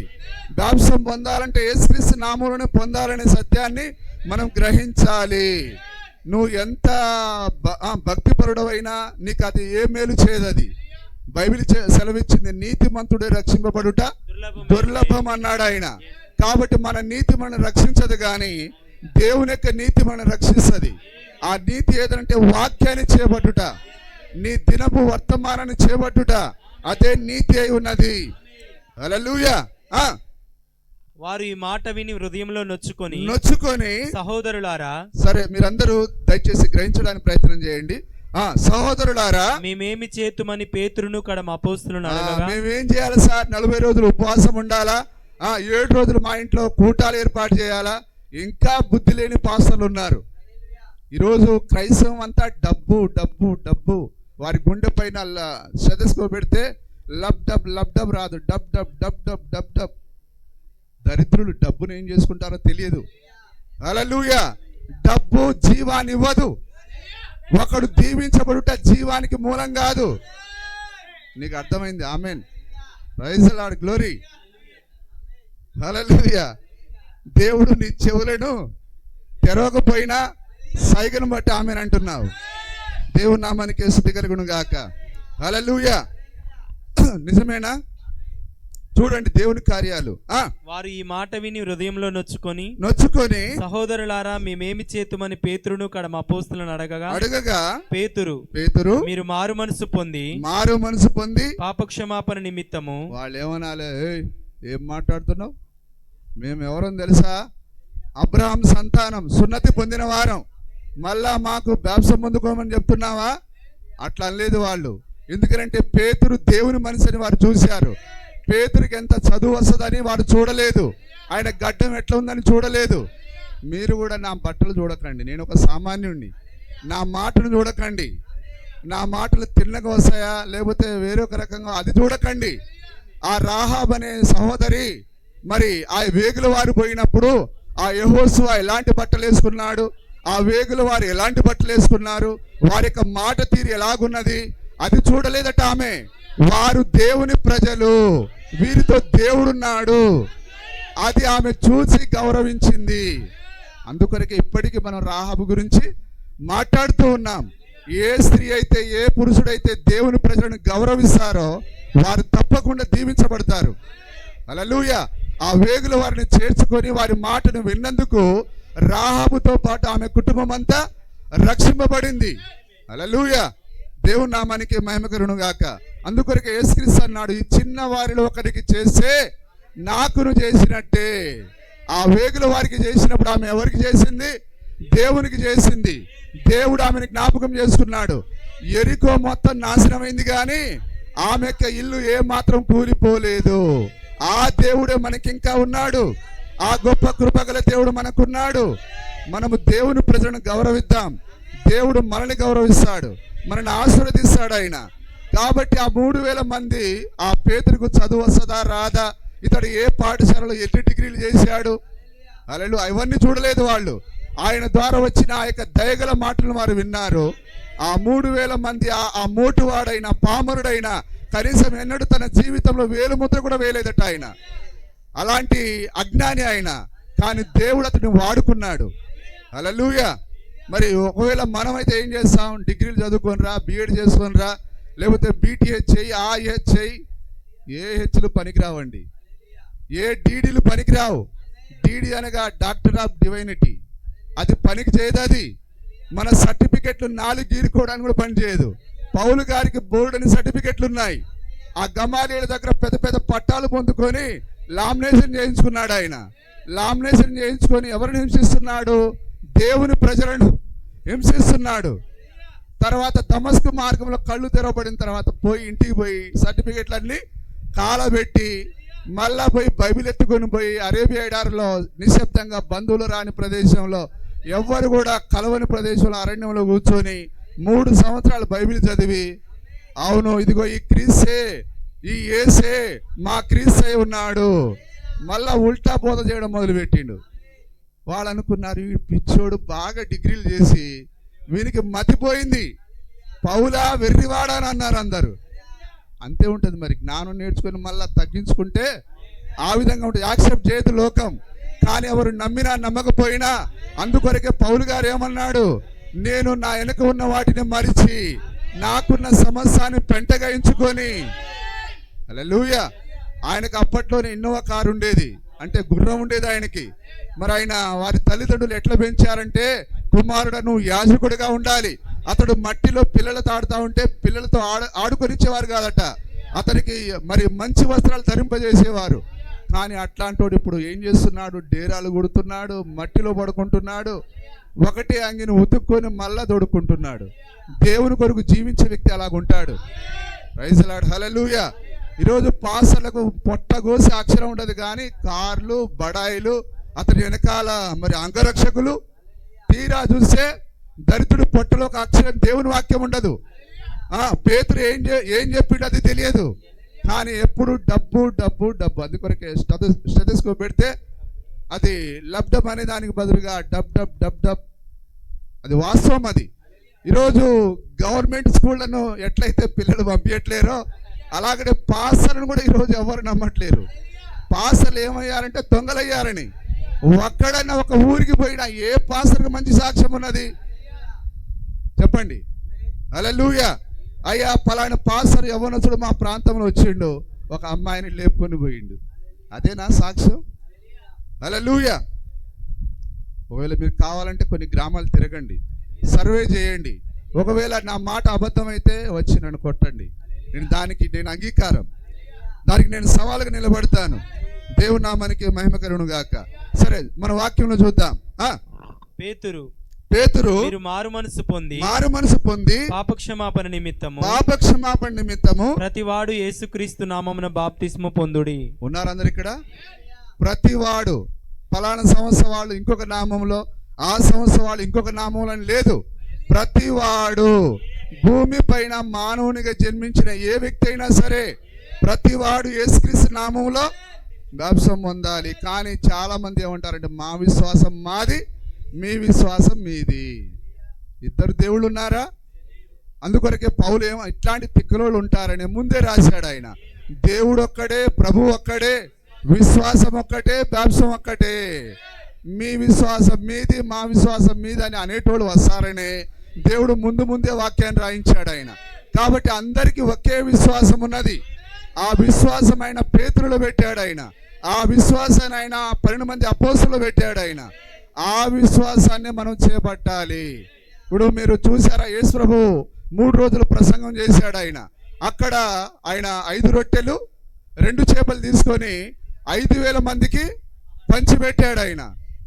5 రొట్టెలు 2 చేపలు, వాటిని ఆయన విరిచి 5,000 మందికి ఆహారం పెట్టాడు. మిగిలిన వాటిని దేంట్లో ఎత్తారు? వాళ్ళు 12 గంపల్లో ఎత్తారు. ఆ తర్వాత 4 రొట్టెలు, కొన్ని చిన్న చేపలు, వాటిని ఎన్ని వేల మందికి పంచిపెట్టాడు ఆయన? 4,000 మందికి పంచిపెట్టాడు. అవి ఎన్ని గంపల నిండా ఎత్తారు? ఈ 12 ఏంటిది, 7 ఏంటిది? ఎందుకు 12 గంపల నిండా ఎత్తాలి? ఎందుకు 7 గంపల నిండా ఎత్తాలి? ఎందుకు 4 రొట్టెలే విరవాలి? ఎందుకు అయితే విరవాలి లేదా? ఇందులో తప్పకుండా దేవుని యొక్క కార్యం దాగి ఉన్నది. 12 గంపలంటే 12 అపోస్తలులు, వారిలో ఆయన తన వాక్యాన్ని దాచిపెట్టాడు. ఆయన ఆ అపోస్తల పరిచర్య అయిపోయిన తర్వాత ఆయన 7 దూతలలో ఆయన 7 వర్తమానికులు తన వర్తమానాన్ని, తన యొక్క ఆహారాన్ని దాచిపెట్టాడు ఆయన. ఇప్పుడు మనం చివరికి వచ్చేసాం, 7వ గంప దగ్గరకు వచ్చాం. ఇప్పుడు మనం ఏ గంపలో ఆహారం తినాలి? 7వ గంపలోని ఆహారాన్ని తినాలి. ఇవన్నీ మాకెందుకు సార్? నేరుగా పరలోకం తీసుకెళ్ళి అక్కడ పెడితే చాలు. అయితే నువ్వు ఆయన వాక్యం గుండా వెళ్ళాలి. వాక్యం లేకుండా నేను ఆయన పరలోకానికి తీసుకొని పోడాయన. హల్లెలూయా. నీవు స్టెప్ బై స్టెప్ ఎక్కాలి. మొదటి మెట్టు అయిపోయిన తర్వాత 2వది, 3వది, 4వది, 5వది. అందుకొరకే దేవుని వాక్యం ఏం చెప్పింది? నీ దినమును దాని వర్తమానమును గుర్తించమన్నది. కాబట్టి దేవుడు ఈ దినానికైనా ఒక వర్తమానం ఇచ్చాడు. ఆయన 7వ దూత ద్వారా ఇచ్చాడు ఆయన. మరి ప్రకటన గ్రంథాన్ని చదివి గ్రహించగల వారు ఎవరైనా ఉన్నారా? మన పట్టణాన్ని మనము ఆ టార్చ్ లైట్ వేసి వెతుకుదాం. హల్లెలూయా. ఆయన చేతిలో ఉన్న 7 నక్షత్రాలు ఏంటిది? ఆ 4 జీవులు ఏంటిది? ఆ యొక్క మహావేశ్య ఎవరు? ఒక బలిష్ఠుడైన దూత దిగివచ్చి ఒక పాదాన్ని సముద్రం పైన, ఒక పాదం భూమి పైన మోపాయన. సింహము గర్జించినట్లు గర్జించి ఆయన ఆర్భటించినప్పుడు 7 ఉరుములు వాటి వాటి శబ్దాలు పలికాయి. అసలు ఆ 7 ఉరుములు ఏంటిది? హల్లెలూయా. నేను రాయబోచుండగా వద్దు సుమి. హల్లెలూయా. ఆయన తన పైన తాను ఒట్టు పెట్టుకొని 7వ దూత పలుకు దినములలో ఈ మర్మములన్నీ సమాప్తమవుతాయి. అందుకొరకే 7వ దూతను సంప్రదించక ఈ ప్రకటన గ్రంథంలో ఉండే 1వ అధ్యాయం నుంచి 22వ అధ్యాయం వరకు మనకి ఏది అర్థం కావట్లేదు. అయితే నువ్వు ఎప్పుడైతే 7వ దూత దగ్గరికి వస్తావో, ఎందుకంటే ఆ గంపలోనే దాచిపెట్టాడు ఆయన. హల్లెలూయా. దేవుని నామానికి మహిమ కలుగును గాక. ఓకే, తర్వాత అప్పుడు మీరు పరిశుద్ధాత్మ అనువరమును పొందుదురు. ఈ వాగ్దానం మీకును మీ పిల్లలకును దూరస్తులందరికీ అనగా ప్రభువైన మన దేవుడు తన యొద్దకు పిలిచిన వారందరికీ చెందునని చెప్పెను. ఇప్పుడు మరణం యొక్క పాతాళం యొక్క తాళపు చెవి యేసుప్రభు దగ్గర ఉన్నది. పరలోక రాజ్యం యొక్క తాళపు చెవి పేతురు దగ్గర ఉన్నది. ఇప్పుడు ఆయన ఓపెన్ చేస్తున్నాడు. ఆయన ఆ 3000 మంది, అయ్యా మేము ఏం చేయాలి అన్నప్పుడు ఆయన ఏం చెప్పాడు? పాప క్షమాపణ నిమిత్తం ప్రతివాడు యేసుక్రీస్తు నామమున బాప్తిసం పొందుడి, అప్పుడు మీరు పరిశుద్ధాత్మను వరం పొందుదురు. వేరే మార్గం ఏమైనా ఉన్నదా? ఏదో దిగిరా దిగిరా దిగిరా ఫైర్ ఫైర్ అంటే అటు దిగి వస్తుందా? ఏలియా కాలంలో కూడా వారు ఊరా బాబా షాబారాబా అని చెప్పి ఆ చెండకోల తీసుకొని వాళ్ళంతా గాయాలు చేసుకున్నారు. ఏలియా ఎగతాళి చేశాడు. అరే అట్లా చేస్తే ఆయన రాడాయన. హల్లెలూయా. దానికి ఒక మార్గం ఉన్నది. ఆయన 12 రాళ్ళు తీసుకొని బలిపీఠాన్ని కట్టాడు. ఆయన దాని చుట్టూ ఆయన నీళ్లను పోసాడు. ఆ కట్టెల పైన నీళ్లు పోసాడు. ఆయన అగ్ని దిగి రావాలంటే 12 రాళ్ళు కావాలి. నీవు పరిశుద్ధాత్మను పొందాలంటే 12 అపోస్తల బోధ కావాలి. ఊరికే డోలుకి పరిశుద్ధాత్మకి ఏమైనా సంబంధం అండి? రా దిగిరా దిగిరా దిగిరా, ఈ డోలు ఆపంగానే సొక్కన పడిపోయి అమ్మాయ. ఇదా పరిశుద్ధాత్మ అంటే? పరిశుద్ధాత్మ అంటే తై తై తై ఎగిరేది పరిశుద్ధాత్మ కాదు, అది దురాత్మ. అది ఏ అడ్డాకు వచ్చైనా చెప్పడానికి నేను ధైర్యంగా ఉన్నాను. నన్ను చంపినా పర్వాలేదు, బతికితే దేవుని కొరకు సేవ చేస్తా, చనిపోతే ఆవలి గట్టుకెళ్ళిపోతా. హల్లెలూయా. దేవుని నామానికి మహిమ కలుగును గాక. ఇదంతా మాయా మోసం ఇది. కానీ ప్రజలు, చదువుకున్న ఆడవాళ్ళు, పురుషులంతే. ఇదేంటైతే మాయా రోగం ఇది, వీడికి దయ్యం పట్టింది, వీడు పాసర్ కాదు దయ్యం, వీడు మనిషి రూపంలో ఉన్న దయ్యం వీడు. హల్లెలూయా. డోలు వాయించి రా దిగిరా దిగిరా దిగిరా, ఓం భం భిప్స్ అనగారే రా దిగిరా బాలిక నా కళ్ళలోకి చూడు. వెనకటికి ఒక సినిమా డైలాగ్ ఉంటే అమరీశ్వరి, రా బాలిక కబాలిక నా కళ్ళలోకే చూడు అన్నట్టుగా ఇదేమన్నా మాయా మంత్రమా? ఇది ఎంత ఎగతాళిగా అయిపోయారు చూడండి. అది అక్షరాల దయ్యం అది. హల్లెలూయా. కొందరు పాస్టర్లు అయితే వాళ్ళ సంచులలో దయ్యాలను వేసుకొని వస్తున్నారు. దయ్యాలను విడిచిపెట్టడం, మరలా అక్కడెవరో దయ్యం బట్టి ఉన్నారు. ఆ దయ్యాన్ని విడిచిపెట్టిందే నువ్వు. దయ్యాలతో ఏం పని సార్? వాటి పని అవి చేస్తూ ఉంటాయి. సేవకుని ఎందుకు పెట్టాడు ఆయన? వాక్యాన్ని బోధించేదానికి. ఈ స్వస్థతలైనవి మంచివే, కానీ వాటి వలన మనం దేవుని రాజ్యానికి వెళ్ళలేం. అద్భుత కార్యాలు మంచివే, వాటి వలన మనం దేవుని రాజ్యానికి వెళ్ళలేం. అయితే ప్రభు అన్నాడు, స్వస్థతలు చేస్తేనే పరలోకం ఇస్తా, అద్భుతాలు చేస్తేనే పరలోకం ఇస్తా, భాషలు మాట్లాడితేనే పరలోకం ఇస్తా అని చెప్పలేదు ఆయన. నమ్మి బాప్తిసం పొందిన వాడు రక్షింపబడును. కానీ వీళ్ళు ఎంత చెప్పినా యేసు మాట వినకుండా వారు మరి యేసుక్రీస్తు నామములో బాప్తిసం పొందకుండా అద్భుతాలు చేశారు, స్వస్థతలు చేశారు, ఎన్నో మంచి కార్యాలు చేశారు. చివరికి పాతాళంలో పడవేయబడ్డాడు. ఈరోజు మనం ఏం చేయకపోయినా సోదరుడా, నువ్వు కేవలం యేసుక్రీస్తు నామములో బాప్తిసం పొందు, నువ్వు సురక్షితంగా గమ్యస్థానానికి వెళ్ళిపోతావు. ఒకవేళ నా మాట అబద్ధమైతే రేపు తీర్పు దినాన నేను దొరికిపోతాను. కానీ అది వాక్యంలో ఉంది. హల్లెలూయా, దేవుని నామానికి మహిమ కలుగును గాక. కాబట్టి ఈరోజు ప్రజలు మరి మోసపోయినట్టుగా దేనికి చెప్పండి, ఆ యొక్క డోలుకు పరిశుద్ధాత్మకు సంబంధం లేదు. పరిశుద్ధాత్మ రావాలంటే ప్రతివాడు యేసుక్రీస్తు నామములో బాప్తిసం పొందాలి. పరిశుద్ధాత్మను పొందాలంటే నువ్వు వాక్యానికి లోబడాలి. హల్లెలూయా. ఆయనగా సత్యస్వరూపైన ఆత్మ వచ్చినప్పుడు మిమ్మల్ని సర్వసత్యంలోకి నడిపించును. ఈరోజు ప్రభురాత్రి భోజనాన్ని రాత్రి చేయాలి. కానీ ఈరోజు మనం ఎప్పుడు చేస్తున్నాం? పగులు చేస్తున్నాం. పగులు చేసే దాన్ని మధ్యాహ్న భోజనం అంటారు. సాయంకాల భోజనాన్ని లార్డ్ సప్పర్ అన్నారు. సప్పర్ అంటే 6 తర్వాత తీసుకునేది. వారు లార్డ్ సప్పర్ ఇచ్చారే కానీ, తీసుకున్నారే కానీ వారు మిడ్ డే మీల్స్ తీసుకోలేదు. నిజమేనా? మధ్యాహ్నం తీసుకునే దాన్ని ఏమంటారు? ఏమంటారు సార్? ఇంకొక మాట, ఓకే, లేదా లంచ్ అంటారు దాన్ని. కానీ ప్రభు అన్నది ఏంటిది? సాయంకాల భోజనం. హల్లెలూయా. మరి బైబిల్ అలాగ రాయబడి ఉన్నది. వారు పస్కాను ఎప్పుడు భుజించాలి? 6 తర్వాత భుజించాలి, రాత్రికాల సమయంలో భుజించాలి. వారందరూ ఆ విధంగా చేశారు. కానీ ఈరోజు మనం పగులు చేస్తూ ఉన్నాం. ఈరోజు మన చేతిలో బైబిల్ ఉన్నది, మన చేతిలో మరి అనేకమైన గ్రంథాలు ఉన్నాయి. కానీ ఈరోజు వాక్యంలో ఉన్న దాన్ని మనం చూడలేకపోతున్నాం. మీరు అందరూ వాక్యాన్ని నమ్ముతారా? మరి బైబిల్లో ఈరోజు మనం ఏ టీవీ ఓపెన్ చేసినా, ఏ యూట్యూబ్ చూసినా ఈరోజు పాసరమ్మలే మనకు కనిపిస్తారు. నిజమేనా? Are you boring? లేదా బోరింగ్ ఉందా మీకు? లేదు కదా. సరే, వాక్యంలో మనం చూద్దాం. ఒక చిన్న మాట మీకు చూపిస్తా. 14వ అధ్యాయం 1 కొరింథీ పత్రిక. ఓకే, అందరూ తీనేయండి, బైబిల్ తీనేయండి. ప్రతి ఒక్కరూ మరి ఆల్రెడీ తెలిసిన వాళ్ళు సైతం మరి తీసి చూడాలని కోరుతూ ఉన్నాను. మీరు గ్రహించాలని. మరి ఈ కూటము వ్యర్థంగా ముగించబడకూడదు. మరి దేవుడు తన ఉద్దేశాన్ని మన జీవితంలో జరిగించాలి. ఆయన 14వ అధ్యాయం 34వ వచనం. స్త్రీలు సంఘములలో మౌనంగా ఉండవలెను. సంఘములలో మౌనంగా ఉండవలెను. వారు లోబడి ఉండవలసినదే గాని. ఎవరికి లోబడాలి? సొంత భర్తకు లోబడాలి. నిజమేనా? మాట్లాడుటకు వారికి సెలవు లేదు. ఇలాగు ధర్మశాస్త్రమును చెప్పుచున్నది. వారు ఏమైనను నేర్చుకున్న గోరిని ఎడల ఇంట తమ తమ భర్తలను అడగవలెను. స్త్రీ నేర్చుకునేదా, నేర్పించేదా? ఇప్పుడు నేనేం అనువాదం చేయట్లేను, వాక్యములు అలాగ రాయబడి ఉన్నది. హల్లెలూయా.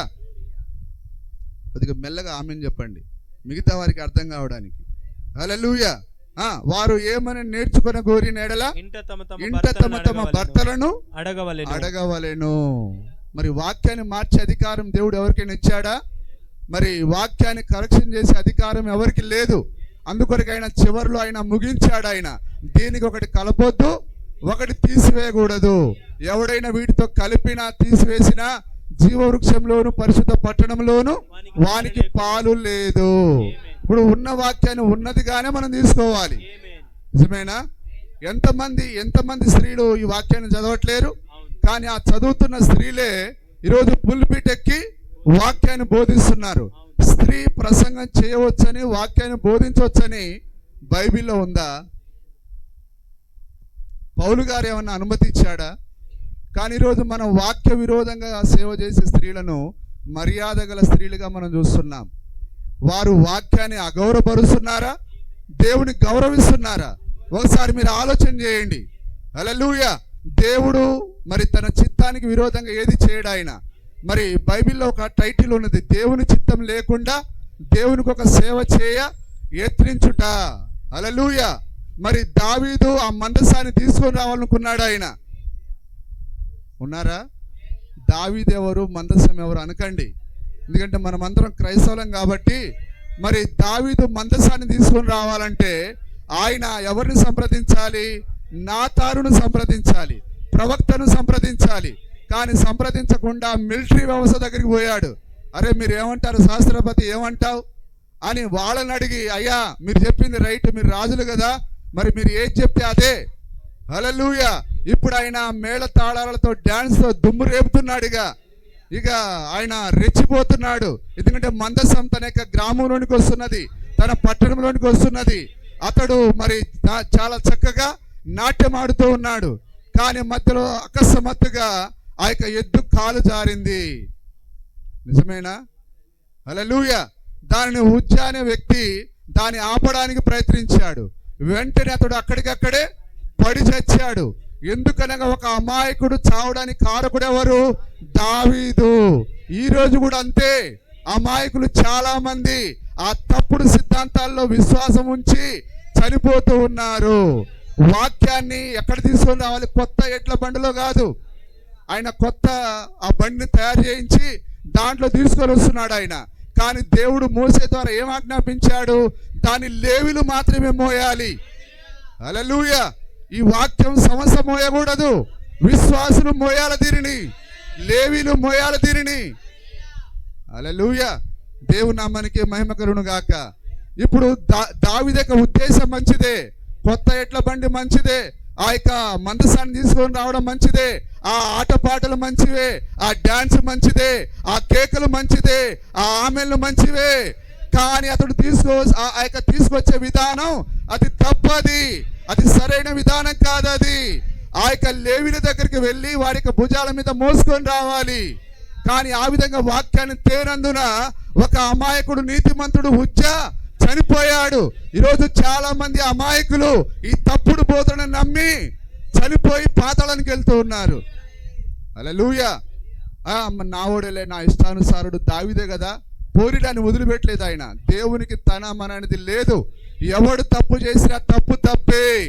ఆ అహరోను ఎలాంటి వాడంటే దేవునికి నమ్మకమైన సేవ చేశాడు. హల్లెలూయా. కానీ అతనికి ఇద్దరు కుమారులు ఆ యొక్క దేవుని యొక్క అగ్నిని అంటించకుండా అన్య అగ్నిని అంటించారు, అక్కడికక్కడే పడి చచ్చారు. హల్లెలూయా. పడి చచ్చినప్పుడు దేవుడు ఏమంటున్నాడు? ఆ మాంసాన్ని ఎందుకు తినలేదు, ఆ తిండిని ఎందుకు తినలేదు? కొడుకులు చనిపోయి కళ్ళెదుట ఉంటే ఇప్పుడు ఆయన ఆహారం తినాలా? ఎట్లా సాధ్యం అది? కానీ అది దేవుని యొక్క ఆజ్ఞది. హల్లెలూయా. నీవు ఎంత బిడ్డలను ప్రేమించినా దేవుని యొక్క ఆజ్ఞను చేయాలి. హల్లెలూయా.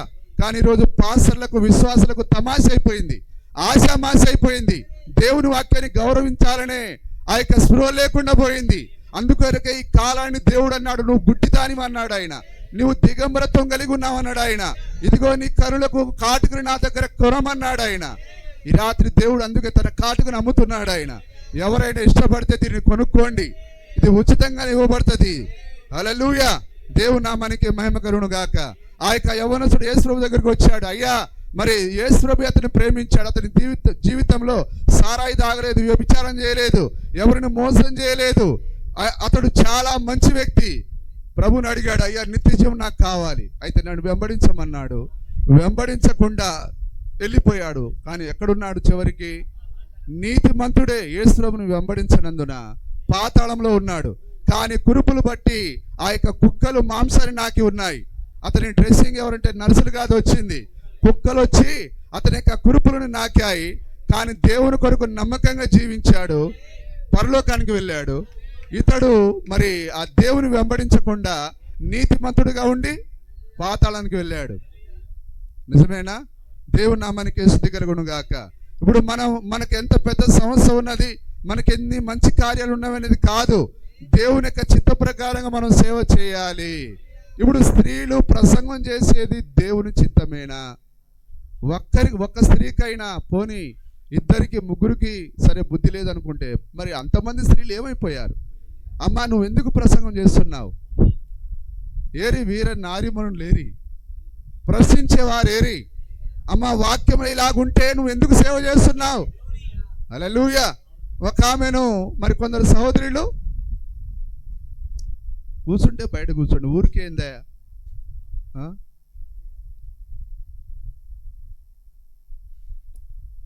అమ్మా నువ్వు ప్రసంగం చేయకూడదు కదా, మరి నువ్వు ఎందుకు చేస్తున్నావు అని అడిగితే ఒకసారి 2 సార్లు చేశారు. విసిగించేసరికి నెంబరే మార్చుకున్నది ఆమె. నెంబర్ మార్చుకోవడం కాదు, నీ బోధ మార్చుకోవాలి, నీ బ్రతుకు మార్చుకోవాలి. నెంబర్ మార్చుకుంటే దేవుని దగ్గర ఉన్న రికార్డు ఏమైనా మారుస్తావా? దేవుని దగ్గర ఆ రాక్లో పెట్టబడిన నీ రికార్డు మారుస్తావా? రేపు తీర్పు దినాన్ని నువ్వు అక్కడ నిలబడాలి. హల్లెలూయా. ప్రతి వ్యక్తి యొక్క జీవితం రికార్డ్ చేయబడుతున్నది. ఇక మా మల్లయ్య గారు, ఇర్మియా గారు సీసీ కెమెరా పెట్టిండాడ, అది మన అందరినీ రికార్డ్ చేస్తుంది. అది మరి ఆయనకి అంత తెలివి ఉంటే మరి దేవునికి లేదా? అక్షరాల ఉన్నది. ప్రతి వ్యక్తికి ఆయన సీసీ కెమెరా పెట్టాడు. ఆయన అందరి జీవితాలు రికార్డ్ చేయబడుతున్నాయి. దేవుని నామానికి మహిమ కలుగును గాక. హల్లెలూయా. అందరూ అర్థం చేసుకుంటున్నారా? ఓకే, ఈ వాక్యాన్ని చదువుతాం మనం. 14:34 నేర్చుకున్న గోరిన ఎడల తమ తమ భర్తలను అడగవలెను. ఇప్పుడు నేను వాక్యాన్ని నమ్ముతాననేవారు మరి అట్లాంటి వారే దేవుని కావాలి. ప్రభు ఆ మనుషుల మాట కాదు, నీ వాక్యం నాకు ప్రాముఖ్యం, నీ మాట తుది అనేవారు దేవుని కావాలి. మా సంఘం ఇది చెప్పింది, మా పాస్టర్ అది చెప్పాడు అనేది కాదు. ఇప్పుడు దేవుడు ఏం చెప్పాడు అనేది మనకు ఫైనల్, అదే తుదే ఉన్నది. దేవుని యొక్క నిర్ణయమే ఫైనల్ అయి ఉన్నది. సంఘంలో స్త్రీ మాట్లాడుట అవమానము, దేవుని వాక్యం మీ యొద్ద నుండి బయలు వెళ్ళినా. ఇప్పుడు పౌలు గారు ఎక్కడికారంటే వాళ్ళని ఆ బ్యాక్ ఎక్కడికి ఏదైనా తోటకు తీసిపోయాడు. ఆయన దేవుని వాక్యం ఎవరి దగ్గరికి వచ్చింది? ఏదైనా తోటలో దేవుడు ఆదాముకి ఇచ్చాడా, అవ్వకిచ్చాడా? దేవుడు ఆదాముకు వాక్యం ఇచ్చినప్పుడు అసలు అవ్వ లేనే లేదు. నిజమేనా? అందుకొరకే ప్రశ్నిస్తున్నాడు ఆయన. దేవుడు ఆ యొక్క అవ్వతో మాట్లాడలేదు, కానీ దేవుడు ఆదాముతో మాట్లాడి ఉన్నాడు. అందుకొరకు ఆయన ప్రశ్నిస్తున్నాడు, దేవుని వాక్యము మీ యొద్ద నుండి బయలు వెళ్ళేనా? మీ యొద్దకు మాత్రమే వచ్చినా సంబంధినని అయినను తలంచుకుని ఎడల నేను మీకు వ్రాయిచున్నవి ప్రభు యొక్క ఆజ్ఞలని. పౌలు గారు స్త్రీలు ప్రసంగం చేయకూడదు, మరి పురుషుని పైన పెత్తనం చేయకూడదనే ఈ 2 మాటలు దేవుని యొక్క ఆజ్ఞలు. ఆజ్ఞాతిక్రమమే పాపం, పాపంలో జీతం మరణమైంది. ఇప్పుడు మీరు అనుకోవచ్చు ఈ అమ్మగారులందరూ పరలోకి కనిపోతారని, కానీ అసలైన ధర్మశాస్త్రం చెప్తున్నది. దేవుడు ఆ యొక్క ఎవరైనా బెల్శాస్త్రం తూచాడు. ఆయన త్రాసులో దూచినప్పుడు తక్కువ కనబడ్డాడు. మినే టెకేల్ అన్నాడు. ఆయన త్రాసులో తూచగా నువ్వు తక్కువ కనబడితివి. దేవుడు ఇంకా ఆయన త్రాసును కలిగి ఉన్నాడు. ఆయన ఈ వాక్యం అనే త్రాసులు నిన్ను ఆయన తూస్తాడు. ఆయన తూకం చూస్తాడు. ఆయన మరి ఎవరైనా తూగుతారా? ఈ అమ్మగారు ఎక్కడ తూగుతారండి? ఎందుకు, ఏ ఆధారంతో వారు సేవ చేస్తున్నారు? సెలవు లేదు అన్నాడు ఆయన. మరి అవ్వకు సెలవు ఉన్నదా? మంచి చెడుల వృక్ష ఫలం తినడానికి అవ్వకు సెలవు ఉన్నదా? లేదు. ఆదాము పదే ప్రతిదినం తినొద్దు అని బోధించాడు, కానీ ఆమెను తినమని ఒకడు వచ్చి బోధించిండు. ఈరోజు కూడా అంతే. ప్రసంగం చేయకూడదు అంటే చెయ్యమని చెప్పి బలమైనోడే వాడి పుట్టక ఇప్పటి నుంచి కాదు, అవ్వమ్మను మోసం చేసుకుంటూ ఇప్పటికీ వాడు ఇంకా సమరమే అని స్వారీ చేసుకుంటూ ఆడవాళ్ళందరినీ పడేస్తూ వస్తున్నాడు. హల్లెలూయా. ఇప్పుడు సెలవు లేదన్నప్పుడు ఈమె ఎవరి సెలవు ద్వారా బోధిస్తున్నది? అక్షరాల అవ్వ ఎవరి సెలవు ద్వారా తిన్నదో వీళ్ళు కూడా వాడి యొక్క సెలవు ద్వారానే ప్రసంగాలు చేస్తున్నారు. ఎవరు నమ్మినా నమ్మకపోయినా దేవుని యొక్క వాక్యం అలాగ సెలవిస్తున్నది. హల్లెలూయా. నేను మీకు వ్రాయిచున్నవి ప్రభు యొక్క ఆజ్ఞలని అతడు దృఢంగా తెలుసుకునవలెను. కాబట్టి ఎవరు తెలుసుకోవాలి? తన భార్యను ప్రసంగం చేయడానికి అనుమతినిచ్చే ఆ పురుషుడు దృఢంగా బలంగా తెలుసుకోవాలి. అమ్మా ఇదిగో దేవుని వాక్యం ఇలాగ చెప్పింది. హల్లెలూయా. మరి లేదా ఈ కాలు ప్రవక్త అన్నాడు, తన భార్యను పెత్తనం చేయనిచ్చే పురుషుడు ఒక ఆడంగి వాడు. పిల్లలు ఎంతమంది అయినా పుట్టొచ్చు, కానీ ఆడంగి వాడని అన్నాడు ఆయన. ఎందుకంటే వాక్యాన్ని మీరి ప్రవర్తింపజేస్తున్నాడు ఆయన. దేవుని నామానికి మహిమ కలుగును గాక. సరే, మరొక మాట మనం చూస్తాం. 2వ అధ్యాయం తిమోతి పత్రిక 2వ అధ్యాయం 9వ వచనం. 1 తిమోతి పత్రిక 2:9. మరియు స్త్రీలను అనుకోవయు స్వస్థ బుద్ధి గలవారై ఉండి. స్త్రీకి ఏం కావాలి?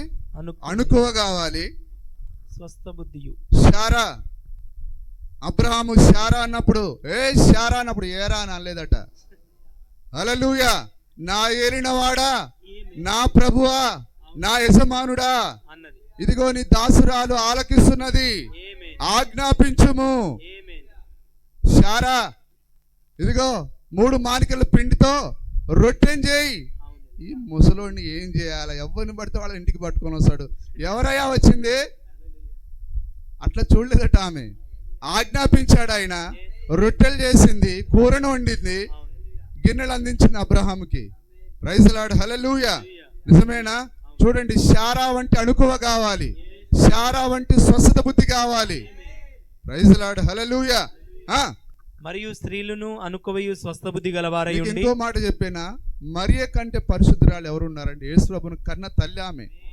అమ్మ, ఇదిగో ఈ పేతురికి చదువు రాదు, ఏం రాదు, నువ్వు నన్ను కన్న తల్లివి, ఇదిగో నువ్వు అందరికి నాయకురాలుగా ఉండు, నువ్వు బోధ చేయి, నీకు నేను పరిశుద్ధాత్మనిస్తా అని ఆయన ఎందుకు తల్లిని ఆయన అపోస్తులమ్మగా పెట్టలేదు, కాపరమ్మగా పెట్టలేదు, సువార్తమ్మగా పెట్టలేదు, ఉపదేశమ్మగా పెట్టలేదు?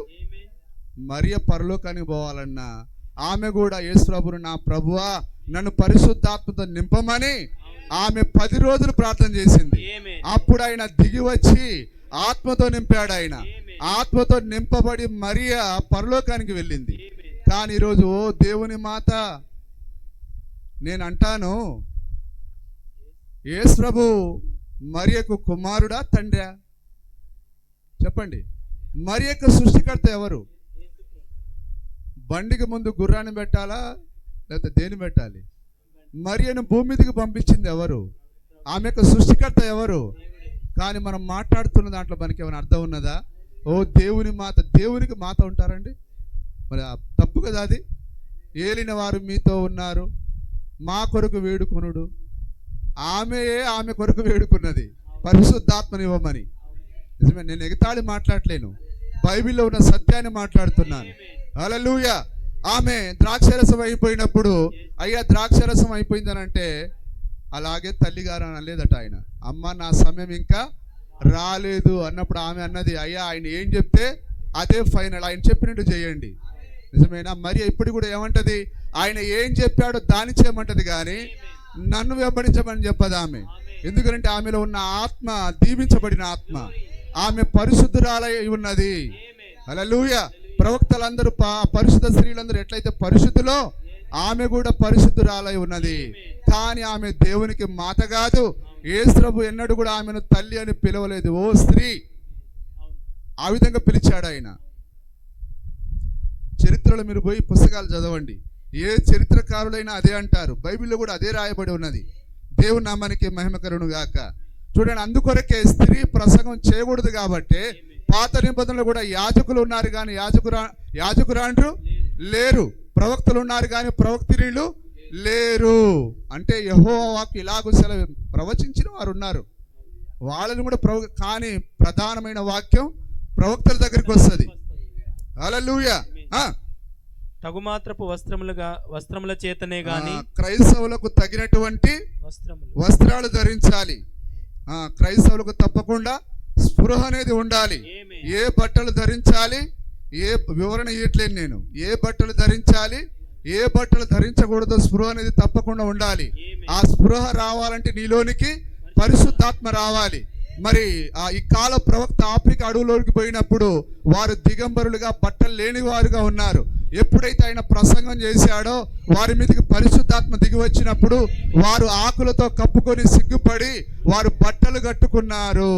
అంటే నీకు సరైన బట్టలు ధరించేయడానికి నీకు పరిశుద్ధాత్మ కావాలి. హల్లెలూయా. దేవుని నామానికి మహిమ కలుగును గాక. అందుకొరకే ఆ రోజు పరిశుద్ధాత్మ వచ్చినప్పుడు ఆ శీలాందయం పట్టిన వాడు గుడ్డలన్నీ బయటపడేశాడు. కానీ ఎప్పుడైతే పరిశుద్ధాత్మ వచ్చాడో ఆయన చక్కగా బట్టలు కట్టుకొని మరి అతడు నెమ్మదిగా సమాధానంతో కూర్చొని ఉన్నాడు. హల్లెలూయా. సరే, ముగిస్తాను నేను, అయిపోయింది సమయం, 9:03 అవుతుంది. ఓకే, ఇంకొక 5 నిమిషాలు. ఓకే, చదవండి సార్. తగుమాత్రపు వస్త్రముల చేతనే గాని జడలతోనైనను బంగారంతోనైనను ముత్యములతోనైనను మిగుల వెలగల వస్త్రములతోనైనను అలంకరించుకొనక దైవభక్తి గలవారమను చెప్పుకొను స్త్రీలకు తగినట్టుగా సత్క్రియల చేత తమను తాము అలంకరించుకొనవలెను. హల్లెలూయా. దైవ భక్తి కలిగిన స్త్రీ ఏ విధంగా ఉండాలి? ఇక్కడ పౌలు గారు తిమోతికి రాస్తూ ఉన్నాడు, తమను తామును అలంకరించుకొనవలెను. స్త్రీలు మౌనంగా వారి యొక్క అలంకరణ ఏంటిది? మంచి క్రియలు, స్వస్థత బుద్ధి, వారి యొక్క మంచి క్రియలు అవి. దాని చేత ఆమె అలంకరించబడాలి. ఆమెకి ఇవ్వబడిన నగలు అదే. స్త్రీలు మౌనంగా ఉండి సంపూర్ణ విధేయతతో నేర్చుకొనవలెను. సగం విధేయత కాదు, ఎప్పుడు ఆమె సంపూర్ణ విధేయతతో నేర్చుకోవాలి. హల్లెలూయా.